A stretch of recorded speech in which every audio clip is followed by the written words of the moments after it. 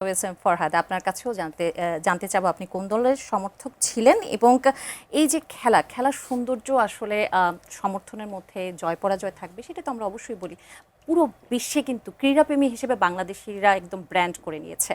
আমি ফুটবল নিয়ে বিশ্লেষণ তো অবশ্যই বিশ্লেষণ থাকবে, কিন্তু আমি চাই অন্য একটি অ্যাঙ্গেলকে সামনে আনতে। এই যে আমরা ব্র্যান্ড হিসেবে পরিচিত হচ্ছি পুরো বিশ্বের কাছে ক্রীড়াপ্রেমী হিসেবে, কিন্তু আমরা বাংলাদেশকে কেন ব্র্যান্ড হিসেবে করতে পারছি না? দেখেন, এটা একটা অ্যানালাইসিসের জায়গা। আপনি শুরুতে বলেছেন যে পুরো বিশ্ব মেতেছিল। তো আমার কাছে ডিফারেন্ট অ্যানালাইসিস আছে যে কিছু রাষ্ট্র আছে যেখানে পুরো অঞ্চল জুড়ে এই খেলা নিয়ে খুব বেশি আনুষ্ঠানিক মেতে ওঠা, যেটা যে রাস্তায় রাস্তায় বড় বড় স্ক্রিন করে দেখানো, যেমন চীনে খোঁজ নিয়ে দেখবেন, বা এরকম আরও যেসব কান্ট্রি করে তাদের তরুণদের নিয়ে ভাবে, তরুণদের নিয়ে একটা পথ দেখাতে চায়। এরকম আসলে তরুণদের নিয়ে যাতে মেগা প্রজেক্ট থাকে, যে তরুণরা কোথায় যাবে, কি স্বপ্ন দেখবে, ওইসব দেশে বিপরীত কোনো বিষয় নিয়ে যেগুলো তরুণদেরকে এম্পাওয়ার করবে, ক্যাপেবল করবে, এগুলো নিয়ে মেতে ওঠার একটা প্র্যাকটিস থাকে। সাধারণত দেখবেন বাংলাদেশের মতো কান্ট্রিগুলোতে আজকে হয়তো বলছেন যে ফুটবল হয়তো মাত্র একটা টুর্নামেন্ট থাকুক না, কিন্তু 4 মাস 5 মাস পর পর কোনো না কোনো টুর্নামেন্ট আসে, হয় ফুটবলের নয় অন্য আরেকটা, সবাই ব্যস্ত থাকে। এটার মধ্য দিয়ে অ্যালার্মিং যেটা, একটা পজিটিভ দিক হচ্ছে খেলা নিয়ে আগ্রহ থাকবে, খুবই স্বাভাবিক। আর অ্যালার্মিং দিক হলো যে পরিমাণ অতিমাত্রায় আগ্রহ এবং পারস্পরিক ঝগড়ার মতো অবস্থা, একে অপরকে পছন্দ করার মতো অবস্থা, কোনো কোনো গ্রামে দুই গ্রুপের মধ্যে মারামারি অবস্থা, কেউ সুসাইড করার মতো অবস্থা, কেউ একেবারে খাওয়া দাওয়া ছেড়ে দিয়ে হতাশ হয়ে যাওয়ার মতো অবস্থা। এই যে এই মাত্রায় তাদের আগ্রহ থাকা তরুণদেরকে, এটা দায় আমাদেরও আছে।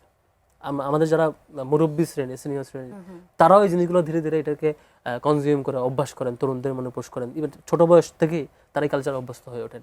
আপনি দেখবেন এদিকে 19 বছরের তরুণ হয়তো খেলা দেখিয়ে তিনি চ্যাম্পিয়ন হয়ে যাচ্ছেন, আর আমার বাংলাদেশে 19 বছরের লক্ষ লক্ষ তরুণ এটা দেখতে দেখতে দিন পার করছে, এটা নিয়ে ডিসকাস করতে করতেই।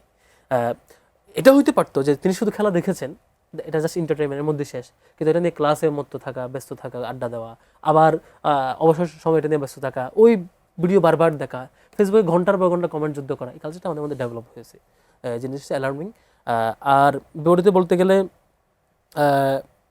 আপনি যেমন জিজ্ঞেস করছেন যে কোন দল সাপোর্ট করেছি, এটুকুর মধ্যে শেষ যে বললাম হ্যাঁ অমুক দল সাপোর্ট করেছি। কিন্তু আর একটু আমি যদি আমার ইউনিভার্সিটিতে বলি, কিছু কিছু রুমে মারামারি হয়েছে, যে দুজনের মধ্যে মারামারি, কিছু কিছু বিশ্ববিদ্যালয়ের শিক্ষার্থী, আপনি যদি কোশ্চেন করেন ঢাকা বিশ্ববিদ্যালয়ের শিক্ষার্থী মারামারি করছে, ইয়াস মারামারি করছে। এবার আমার একসাথে বসে খেলাও দেখেছি, আবার এমনও দেখেছি যে দুই বন্ধু একই রুমে থাকেন, দীর্ঘদিন কথা বলা বন্ধ, কি নিয়ে ওই খেলাকে কেন্দ্র করে কোনো একটা সময় তাদের মধ্যে মতানৈক্য হয়েছে, এক পর্যায়ে কথা বলা বন্ধ করেছে। এই কালচারটা আমাদের দেশে খুব অতিমাত্রায় ডেভেলপ করছে, এটা নিয়ে অ্যাওয়ার হওয়া উচিত যারা তরুণদের নিয়ে ভাবে, ইভেন গভর্নমেন্ট সাইড থেকেও, যে এগুলো নিয়ে কী ভাবা যায়। আর গতকালকের খেলায় আমি স্পেনের পক্ষে ছিলাম। আর আমার পার্সোনাল বোঝাপড়া হচ্ছে যে বাংলাদেশে কারা কোন দলকে সমর্থন করে, এটার একটা বড় একটা জায়গা, মানে লজিক্যালি সমর্থন করার চাইতে যে তার আশপাশের সার্কেলে ছোটবেলায় তাকে এদিকে মোটিভেটেড করে, একদম কিশোর পিরিয়ডে বা টিনেজ পিরিয়ডে আশপাশের বাবা বন্ধু বান্ধবের কারণে। তো এই কারণেই আমার মনে পড়ে যে ছোটবেলায় এক সময় ব্রাজিল জার্সি পরে ঘুরতাম ছোটবেলায়। হ্যাঁ, তখন দেখতাম কি জন্য ঘুরতাম, যে আশপাশের বন্ধু বান্ধবরা পড়তো, সিনিয়ররা পড়তো, জন্য ঘুরতাম। একটা পর্যায়ে আমার কাছে মনে হয়েছে না, এটা নিয়ে খুব বেশি অ্যাওয়ার্ড থাকবো না, এত ব্যস্ত থাকা।